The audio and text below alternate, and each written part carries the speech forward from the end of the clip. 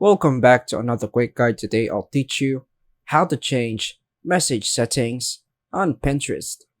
And it's literally an easy process. Make sure to watch until the end of the video to know how it's done. To change your message settings on Pinterest, follow these steps. Open the Pinterest app on your device.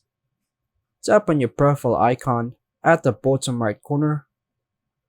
Now tap on your profile icon at the top left corner to open the settings. In the settings menu, tap on social permission.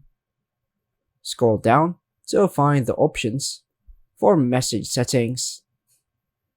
In the message settings section, you'll see options to decide whether message go to inbox or if you don't receive them at all. For example, when we go to friends, we can choose where your messages are delivered. Now, let's go back. The options are same across followers and following. On everyone else, you can choose between request or don't deliver. Your changes will save automatically. Just simply exit the settings menu when you're done.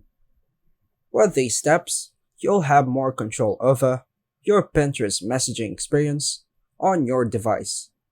And that's all for now, folks. Thanks for watching.